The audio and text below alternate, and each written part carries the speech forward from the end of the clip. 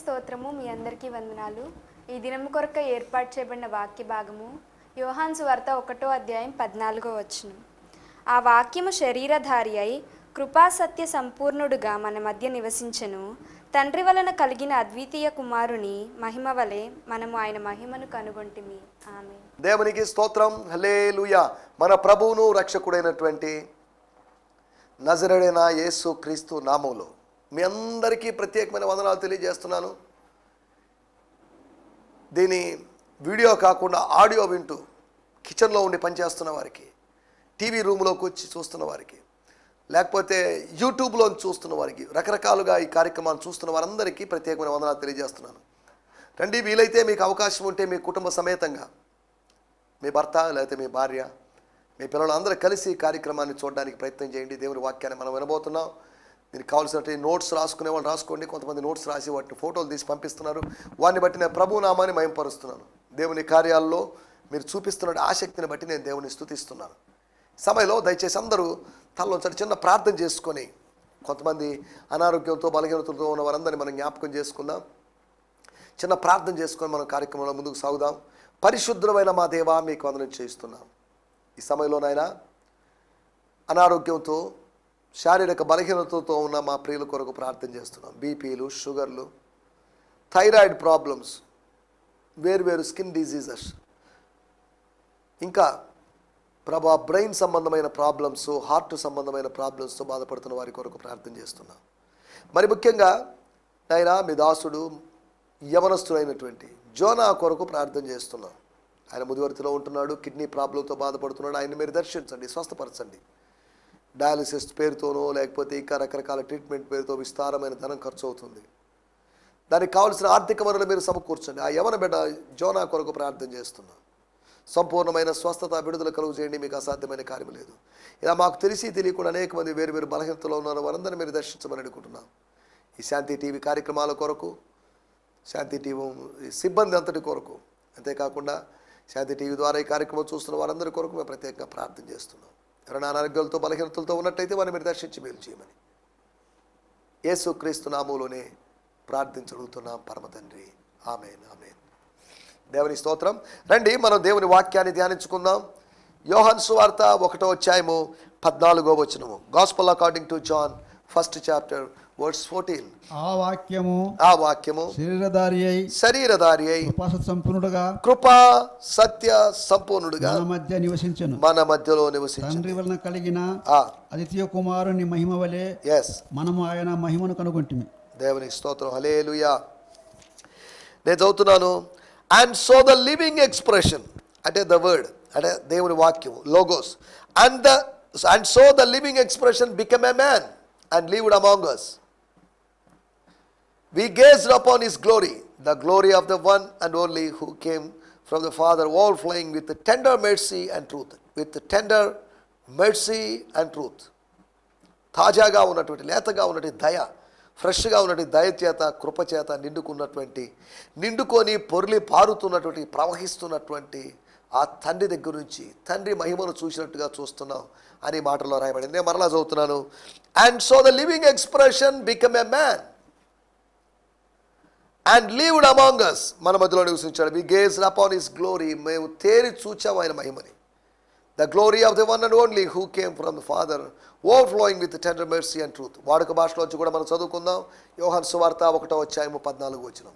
ఆ జీవము గల వాక్యము, ఆ జీవము కలిగిన వాక్యము, దట్ లివింగ్ వర్డ్, మానవ రూపం దాల్చి, మానవ రూపాన్ని దాల్చి మానవుల మధ్య జీవించాడు. మానవుల మధ్యలో జీవించాడు. ఆయనలో కృపా సత్యము, ఆయనలో కృపా సత్యము సంపూర్ణంగా ఉన్నాయి. ఆయన తండ్రికి ఏకైక పుత్రుడు కనుక ఆయనలో ప్రత్యేకమైన తేజస్సు ఉంది. ఆ తేజస్సును మేము చూసాము. చాలండి. దేవుని స్తోత్రం. సాక్ష్యం చెప్తున్నాడు యోహాను గారు. నేను అని అనలేదు కానీ మేము అంటున్నాం. ఆయనతో పాటు తిరిగిన వాళ్ళు, లేకపోతే ఆయన దగ్గర ఉన్నవాళ్ళు, ఆయన శిష్యులు అనబడిన వాళ్ళు మేము అని చెప్తున్నారు. మేము కనుగొంటిమి. తర్వాత 16వ వచనంలో ఆయన పరిపూర్ణతలో నుండి, నేను అని కాదు, మనమందరము, మేము కృప వెంబడి కృపను పొందితిమి. దేవుని స్తోత్రం, హల్లెలూయా. క్రీస్తులో నేను అనేది లేదు, క్రీస్తులో మేము అనేది ఉంటుంది. క్రీస్తులో నేను అనేది లేదు, మనందరము అనేది ఉంటుంది. గుర్తుపెట్టుకోండి, లోకములో నేను అనేది ఉంది, లోకములో మేము అనేది కూడా ఉండొచ్చు. కానీ క్రీస్తులో మాత్రం నేను లేదు, నేను బదులుగా మేము ఉంటాం. తర్వాత మీలో కొందరని కాదు, మనమందరము అనేది క్రీస్తులో ఉంటుంది. మనందరం, మేము లేదా మనందరం అనేవి క్రీస్తులో ఉన్నటువంటి ఐక్యతతో కూడుకున్నటువంటి, ప్రేమతో కూడుకున్నటువంటి అనుభవాలు. దేవుని స్తోత్రం, హల్లెలూయా. ఈ వాక్య భాగాల్లోంచి కొన్ని విషయాలు మనం ఆలోచించుకుందాం. ఆ వాక్యము శరీరధారి అయి కృపా సత్య సంపూర్ణుడిగా మన మధ్యలో నివసించింది. వాక్యము నివసించింది, వాక్యము నివసించాడు, వాక్యమైన దేవుడు నివసించాడు. వాక్యంగా ఉండి దేవుని యొద్దనున్న వాక్యము, దేవుడయ్యున్న వాక్యము, మనుషులను వెలిగిస్తున్న వాక్యం. ఆ వాక్యము ఏం చేసిందంటే మన మధ్యలో కొంతకాలం, ఫర్ ఏ వైల్, కొన్ని తర్జుమాల్లో, ఇంగ్లీష్ తర్జుమాల్లో he lived among us for a while, కొంతకాలము జీవించాడు. అవును, కొంతకాలమే, వాస్తవమే, దానిలో తప్పే లేదు. 33.5 సంవత్సరం అంటే కొంతకాలమే ఆయన మన మధ్యలో నివసించాడు. అనేక సంవత్సరాలు ఎందుకు జీవించలేకపోయాడు? అనేక సంవత్సరాలు జీవించాల్సిన అవసరం ఏంది? 33.5 సంవత్సరాల జీవితానికే ఆయన మనం సెలవు వేశామే. ఇంకా అనేక సంవత్సరాలు బతికి ఉంటేనా? ఆయన ఆయుస్సు పొడిగి, కానీ ఆయన ఎప్పటికీ బతికి ఉన్నాడు. ఆయన జీవము కొనసాగుతూ ఉంది. ఆయన భూమి మీద దీర్ఘాయుష్మంతుడగును అని యెషయా గ్రంథము 53వ అధ్యాయం రాయబడింది. 33.5 సంవత్సరాలు ఎవరు దీర్ఘాయుష్ అనరు. నా వయసు 47 సంవత్సరాలు అయినప్పటికీ, అలాగని నేను దీర్ఘాయుష్లో ఉన్నానని కాదు, ఆ 33 కన్నా 14 సంవత్సరాలు అధికంగా జీవిస్తూ ఉన్నాను. అయినప్పటికీ కూడా ఇంకా బతకాలి, బతుకుతున్నాం, దేవుడు బతికిస్తాడు, బతికి సేవ చేయాలి అనేటువంటి ఆశలోనే ఉన్నాం. దేవుని స్తోత్రం, హల్లెలూయా. సరే, ఏదేమైనప్పటికీ మనం వీటిలోకి వాక్య భాగాల్లోకి వచ్చేద్దాం. శరీరధారి అయినట్టు వాక్యం అనగా ఇన్విజిబుల్ వర్డ్, అనగా అదృశ్యమైన వాక్యము దృశ్యమైన వాక్యంగా మారింది. మరలా చెప్తున్నాను, అదృశ్యమైన వాక్యము దృశ్యమైన వాక్యంగా మారింది. ఇన్విజిబుల్ వర్డ్ వచ్చేసి విజిబుల్ వర్డ్ అయింది. సమీపింపరాని తేజస్సులో ఉన్నవాడు సమీపింపగలిగిన తేజస్సులోకి వచ్చేసాడు, సమీపింపగలిగిన స్థితిలోకి వచ్చేసాడు. ఇంతకుముందు అన్అప్రోచబుల్ వేలో ఉన్నాడు, ఇప్పుడు అప్రోచబుల్గా ఉన్నాడు, సమీపింపదగిన వాడుగా ఉన్నాడు. దేవుని స్తోత్రం. 1 తిమోతి పత్రిక 6వ అధ్యాయంలో పౌలు గారు చెప్పారు, సమీపింపరాని తేజస్సులో. అవును, సమీపింపరాని తేజస్సులో ఉన్నాడు. ఇప్పుడు సమీపింపగలిగినటువంటి కృపాసనాన్ని సమీపించగలిగినటువంటి సామీప్యం మనకు కలుగు చేశాడు. దేవుని స్తోత్రం, హల్లెలూయా. మనకి ఆలోచిస్తున్న విషయాల్లోకి వచ్చేద్దాం. ఆయన మన మధ్యలో నివసించాడు అనడానికి ఆయన తన గుడారాన్ని వేసుకున్నాడు అని, he pitched his tent among us అని కొన్ని తర్జుమాలో రాయబడింది. ఆయన తన గుడారాన్ని వేసుకున్నాడు. ఏం గుడారం? దేహమనే గుడారం. 33.5 సంవత్సరాల గుడారం అది, తాత్కాలికమైన గుడారం అది. ఆ యవన గుడారాన్ని, ఆ శారీరక గుడారాన్ని ఆయన మన మధ్యలో ఉంచాడు, వేశాడు. మరియా యోసేపులో పుట్టాడు. కానీ ఇక్కడ పాయింట్ చూడండి, అద్భుతమైన పాయింట్ ఏంటంటే ఆయన శరీరధారిగా మన మధ్యలో నివసించాడు. దేవుని స్తోత్రం, హల్లెలూయా. అనగా దృశ్యమైనది అదృశ్యమైనది రెండు కలుసుకున్నాయి. అనగా స్త్రీ పురుషులు కలుసుకుని నారీతత్వం అని కాదు నేను మాట్లాడటం. ఇక్కడ కనిపించదగినది కనిపించలేనిది రెండు కలిసాయి. 1 యోహాను పత్రిక 1వ అధ్యాయం అంటాడు, మేము దేన్ని తాకి చూచితుము, మేము తాకాం, వి టచ్డ్ హిమ్. నాన్ టాంజిబుల్గా ఉన్నవాడు టాంజిబుల్ అయ్యాడు, స్పృశింపదగని వాడు స్పృశించదగిన వాడయ్యాడు. హెబ్రీయులకు రాసిన పత్రిక 11వ అధ్యాయంలో మనం గమనిస్తే అక్కడ రాయబడిన మాట ఏంటంటే మోషేను గురించి రాయబడింది. వేరే భక్తులు రాయబడినప్పటికీ మోషేను గురించి చెప్తున్న సందర్భం, అతడు విశ్వాసాన్ని బట్టి అదృశ్యుడైన వాడిని చూచుచున్నట్లుగా స్థిర బుద్ధి గలవాడై. మరలా చెప్తున్నాను, అతని విశ్వాసాన్ని బట్టి, అతనిలో కలిగిన విశ్వాసాన్ని బట్టి, దేవుడు మాట్లాడడం వల్ల అతనిలో, మోషే అనేటువంటి వ్యక్తిలో కలిగిన విశ్వాసాన్ని బట్టి దేవుణ్ణి చూస్తున్నట్లుగా, అదృశ్యుడైన వాడిని దృశ్యమైన వాడిగా చూస్తున్నట్లుగా, ఇన్విజిబుల్ గాడ్ని విజిబుల్గా తాను చూస్తున్నాడు. ఫెయిత్ అనేది, విశ్వాసం అనేది ఇన్విజిబుల్ని విజిబుల్గా మారుస్తుంది. ఇన్విజిబుల్ ప్రపంచాన్ని, అదృశ్య ప్రపంచాన్ని దృశ్య ప్రపంచంగా మార్చి మన కనుల ముందు పెడుతుంది. దేవుని స్తోత్రం, హల్లెలూయా. స్థిర బుద్ధి కలిగిన వాడై ఏం చేశాడు? హెబ్రీయులకు రాసిన పత్రికలో మనం గమనిస్తే మోషేకి స్థిర బుద్ధి లేదని కాదు, ఎప్పుడైతే విశ్వాసం వచ్చిందో స్థిర బుద్ధి వచ్చింది. తర్వాత రాయబడి, నేను చదువుతున్నాను, విశ్వాసమును బట్టి 27వ వచనం, అతడు అదృశ్యుడైన వాడిని చూచుచున్నట్లుగా స్థిర బుద్ధి కలిగిన వాడై రాజాగ్రహమునకు భయపడక ఐగుప్తును విడిచిపోయెను. రాజాగ్రహమునకు భయపడలేదు. గుర్తుపెట్టుకోండి, అదృశ్యమైంది దృశ్యమైనప్పుడు ధైర్యం వస్తుంది. దైవికమైన ధైర్యం వచ్చింది. పిరికితనం పారిపోయింది. అతడు పారిపోయాను, అతడి పిరికితనం పారిపోయింది, అతనిలో భయం పారిపోయింది. రాజాగ్రహమునకు భయపడక. రాజా ఏం చేస్తావు? చంపుకుంటావు, చంపుకో, నో ప్రాబ్లం. కానీ మళ్ళీ ఎందుకు పారిపోయాడు? అతనికి దేవుడు ఇచ్చినటువంటి విషయం, నియామకం, ఎల్లాళ్ళు కొంతకాలం మరుగై ఉండాలి. తర్వాత ఒక సందర్భం వచ్చినప్పుడు నిన్ను మరలా తీసుకొని వస్తాను. యెఫ్తా కొంతకాలం మరుగై ఉన్నాడు, మరి మరలా తిరిగి వచ్చాడు. యేసు ప్రభు పరలోక నివాసి అయి ఉండటం ఆవశ్యకము. ఆయన మరుగే ఉన్నాడు, మళ్ళీ ఒకరోజు ప్రత్యక్షమయ్యాడు. 5 నెలలు ఎలిజబెత్ మరుగుగా ఉన్నది, చాటుగా ఉన్నది, తన ఇంట్లో ఉంది, రహస్యంగా ఉంది. దేవుడు చెప్పిన మాట నెరవేరిన తర్వాత, దేవదూత చెప్పిన మాట నెరవేరిన తర్వాత ప్రజల్లో కనిపించడం ఆరంభించింది. దేవుని స్తోత్రం. ప్రతి వ్యక్తికి కూడా ఒక హైడింగ్ పీరియడ్ ఉంటుంది, ఒక దాగుకునేటువంటి సమయం ఉంటుంది. అంతఃపురములో కనిపించిన వాడు, కేరీతు వాగు దగ్గర దాక్కున్నవాడు, ఇప్పుడు సారేపత్తులోని విధవరాలి దగ్గర తనను తాను కనపరుచుకుంటున్నాడు. చూడండి, నువ్వు ఎంతకాలం దాగి ఉండడానికి పిలువబడలేదు, ఎంతకాలం రహస్య క్రైస్తవుడిగా ఉండడానికి నువ్వు పిలువబడలేదు. నువ్వు బహిరంగంగా ఒప్పుకోలు చేసావు, యేసు ప్రభు నా దేవుడు అండి. నీ కులం ఏదైనా కావచ్చు, మతం అయినా కావచ్చు, యేసు ప్రభు నా దేవుడు, హీఈస్ లార్డ్, నేను ఒప్పుకుంటున్నాను అని ధైర్యంగా ఒప్పుకునేవాళ్ళు కావాలి. ధైర్యంగా ఒప్పుకునేవాళ్ళు లేరు. రహస్య శిష్యులు ఉన్నారు, అప్పుడు ఉన్నారు, ఇప్పుడు ఉన్నారు. రహస్య శిష్యుల వలన, రహస్య శిష్యులు మంచిదే, శిష్యులు అంటే మంచిదే. మళ్ళీ రహస్య శిష్యులు, బహిరంగ శిష్యులు ఏంటి? యేసు ప్రభు యొక్క 12 మంది శిష్యులు, వాళ్ళు బహిరంగ శిష్యులు. నికోదేమో, లేకపోతే అరిమత్తయి యోసేపు, వాళ్ళు రహస్య శిష్యులు. ఈ రోజుల్లో కూడా క్రైస్తవులు అని చెప్పుకుంటే రిజర్వేషన్లు పోతాయనో, ఏదో పోతాయనో, బెనిఫిట్స్ పోతాయని చెప్పేసి మేము క్రైస్తవులు కాదండి అని చెప్పుకుంటూ, కొంతమందికి మాత్రమే రహస్యంగా క్రైస్తవులు అని చెప్పుకుంటూ, ఎందుకు ఈ దాగుడు మూతల వ్యవహారం? ఎందుకు ఈ రహస్యంగా మంతనాలు చేసేటువంటి వ్యవహారం? ఆయన గురించి దేవదూతలు ఎదుట, మనుషులు ఎదుట, లేకపోతే లోకం మనుషుల దగ్గర, అవునండి, హీఈస్ మై లార్డ్, ఆయన నా ప్రభు, నా రక్షకుడు. నేను క్రైస్తవ కుటుంబంలో పుట్టడాన్ని బట్టి కాదు, కానీ ఆయన నేను విశ్వసించాను, స్వార్థ విని విశ్వసించాను, కాబట్టి ఒప్పుకుంటున్నాను. ఎవరైతే సిగ్గుపడకుండా ఈరోజు అంటే ఈరోజు అని కాదు, ఆయన గురించి ఒప్పుకుంటారు, నేను నా తండ్రి ఎదుట, దేవదూతలు ఎదుట వాడిని ఒప్పుకుంటాను, ప్రభు చెప్పాడు, అంగీకరిస్తాడు. దేవుని స్తోత్రం, హల్లెలూయా.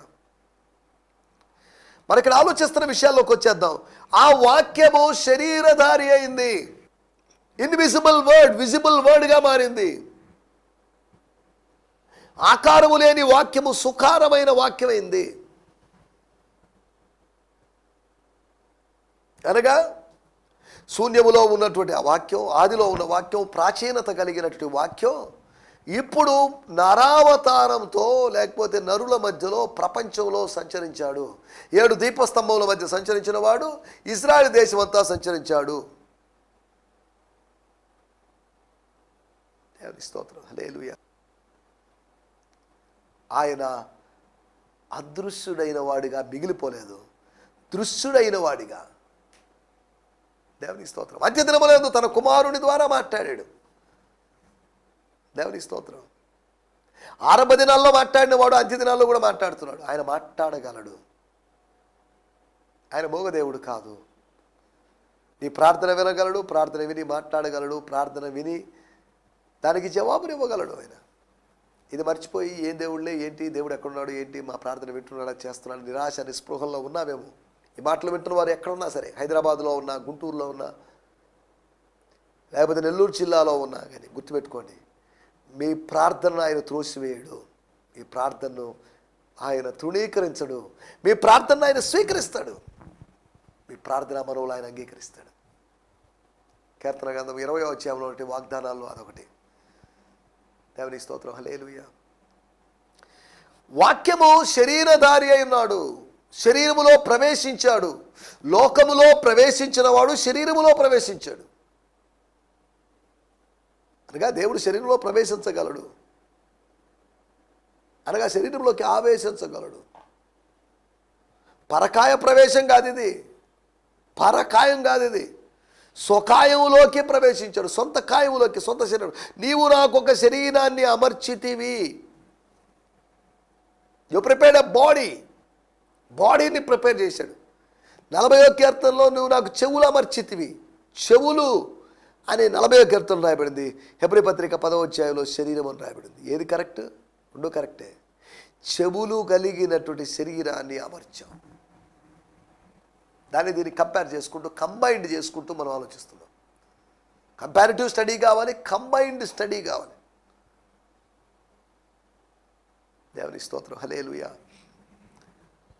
3 విషయాలు మీకు త్వరగా జ్ఞాపకం చేస్తాను శరీరధారి అయినటువంటి వాక్యాన్ని గురించి. ఆదికాండం 15వ అధ్యాయము 1వ వచనం. ఇవి జరిగిన తర్వాత కొన్ని ఇన్సిడెంట్స్ జరిగిపోయినాయి.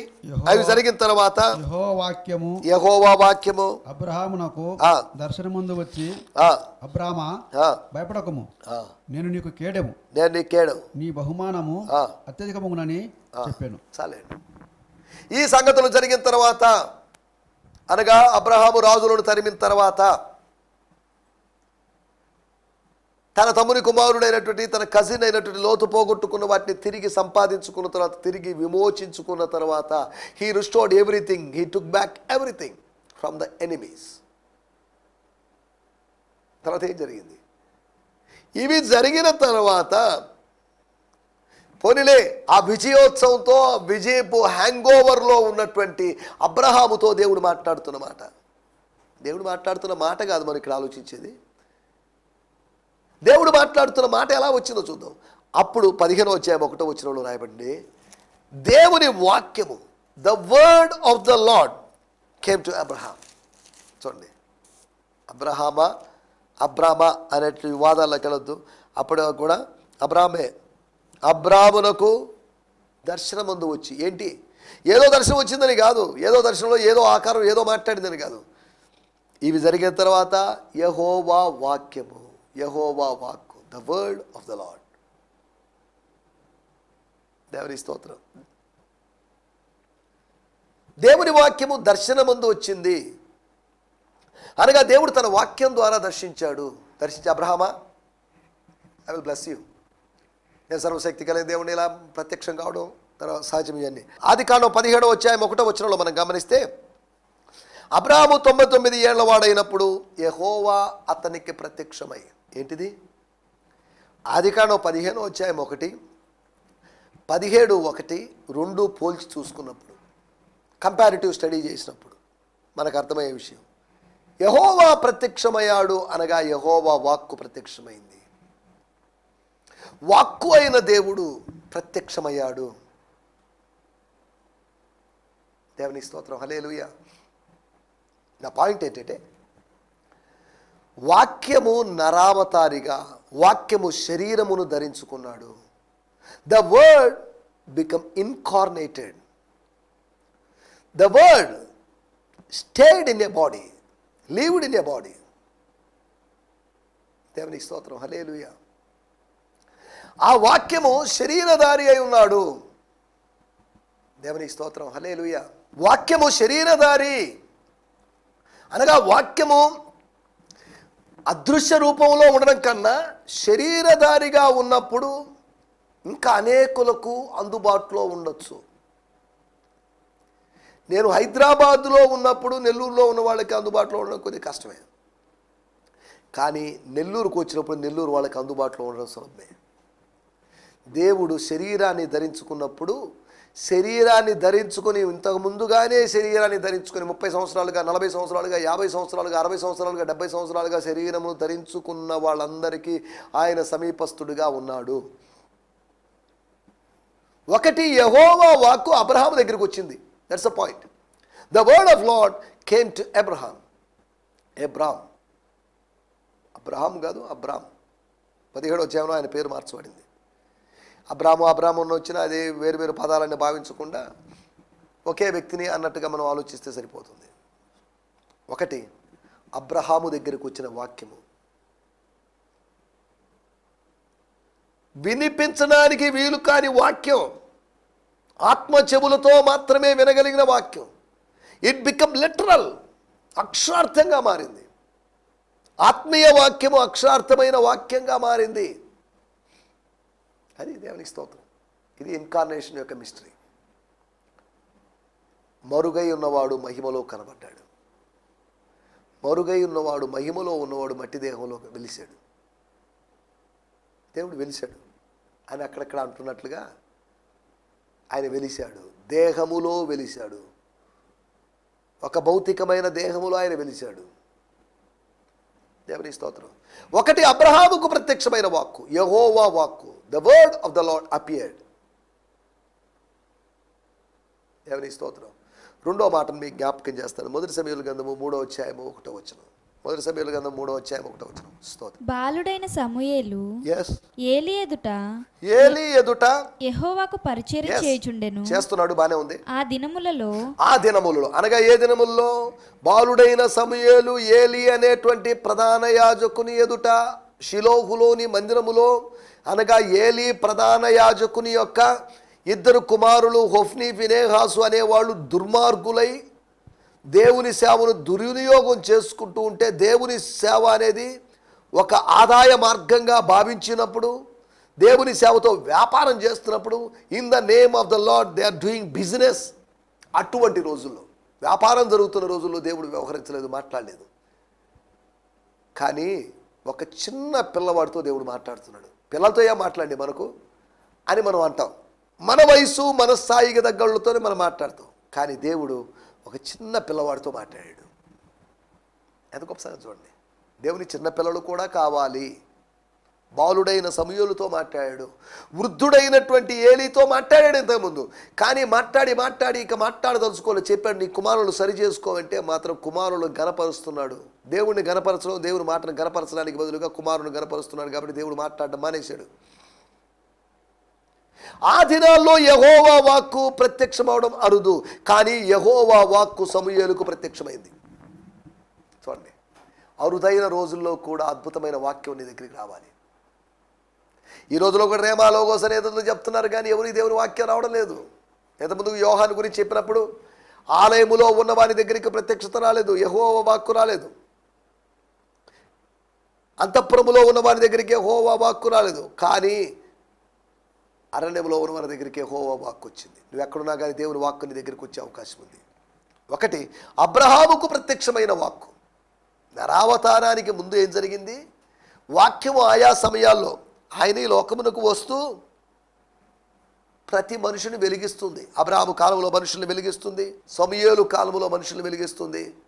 హొఫ్నీ ఫినెహాసులు దేవుస్వరం విని ఎన్ని రోజులైందో, ఏలీ అనేటువంటి ప్రవక్త దేవుని స్వరం విని ఎన్ని రోజులైందో మనకు తెలియదు. స్తోత్రం, హల్లెలూయా. కానీ బాలుడైన సమూయేలు దేవస్వరాన్ని విన్నాడు. ఒకవేళ నెక్స్ట్ ఫెస్టివల్కి లేకపోతే ఏటేటా వాళ్ళ తల్లిగారు వస్తున్నారు కాబట్టి వాళ్ళ తల్లిగారితో చెప్పి ఎంతో సంతోషం, మమ్మీ నాతో పలానా రోజు పలానా టైంలో పలానా నెలలో పలానా టైంలో దేవుడు నాతో మాట్లాడాడు అన్నప్పుడు ఆ తల్లి కూడా ఎంత సంతోషపడి ఉంటుంది. దేవుని స్తోత్రం. దేవుడు మన బిడ్డలతో మాట్లాడాలి, మన యూత్తో మాట్లాడాలి. దేవుని స్తోత్రం, హల్లెలూయా. ఒకటి, అబ్రహాముకు ప్రత్యక్షమైన వాక్కు. ఇప్పుడు శరీరధారి అంటే వాక్కు ప్రత్యక్షమైంది, దేవుని వాక్కు ప్రత్యక్షమైంది, లోగోస్ ప్రత్యక్షమైంది. వాక్యము శరీరము అనే చొక్కాని తగిలించుకుంది, శరీరం అనే అంగీనో కోటును తగిలించుకుంది. దేవుని స్తోత్రం. మూడో విషయం నేను చెప్పి ముగిచ్చేస్తాను. కీర్తన గ్రంథం 105వ కీర్తన 19వ వచనం.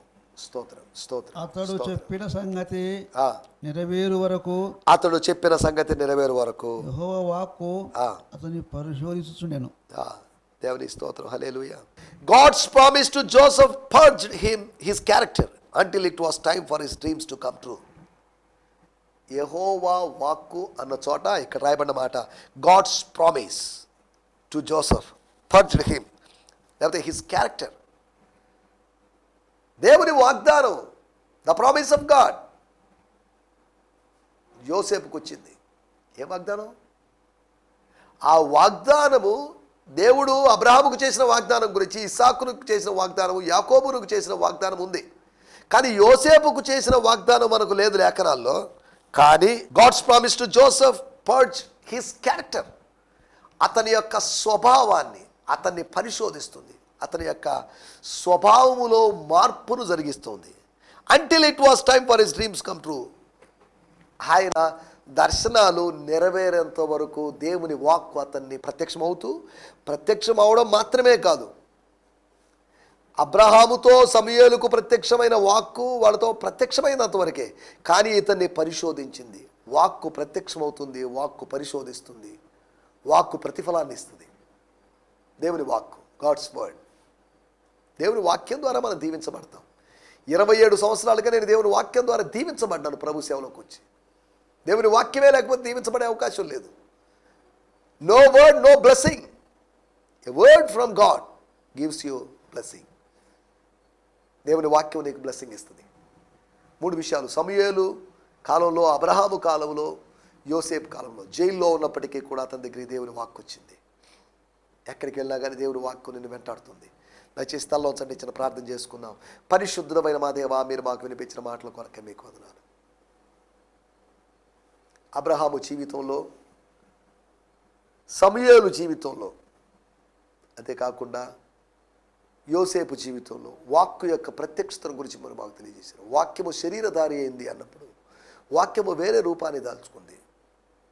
పూర్వపు రూపంలో నుంచి ఒక నూతనమైన రూపంలోకి, పూర్వపు రూపంలో నుంచి శరీర రూపంలోకి 33.5 సంవత్సరాలు ఈ వాక్యం వచ్చింది. కనుక ఈ వాక్యాన్ని బట్టి అబ్రహాము, సమూయేలు, యోసేపుల జీవితంలో లాగా వాక్కుతో మాకు సంబంధం ఉండి మేము ముందుకు సాగుతూ సాగించామని సకల ఘనత, మహిమ, ప్రభావాలు మీకే ఆరోపిస్తూ మా ప్రభువును ప్రియరక్షకుడైనటువంటి యేసుక్రీస్తు నామములోనే ప్రార్థించగలుగుతున్నాం పరమ తండ్రి. ఆమేన్, ఆమేన్, ఆమేన్. దేవుని స్తోత్రం. మీ అందరికీ వందనాలు. రేపు ఉదయకాలపు ఎపిసోడ్లో కలుసుకుందాం. హల్లెలూయా. ఈ సందేశము మీకు ఆశీర్వాదకరంగా ఉందని నమ్ముచున్నాము. ప్రార్థన అవసరతల కొరకు మమ్మల్ని సంప్రదించవలసిన మా చిరునామా గిద్యోన్ మిషన్ చర్చ్, 6వ వీధి, శాంతినగర్, నెల్లూరు 4, ఆంధ్రప్రదేశ్. పిన్ 524004. మా ఫోన్ నంబర్లు 7036443613 మరి ఒక నంబర్ 9392293010. మా ఈమెయిల్ ఐడి gfihmi2015@gmail.com. దేవుడు మిమ్మును ఆశీర్వదించునుగాక. ఆమేన్.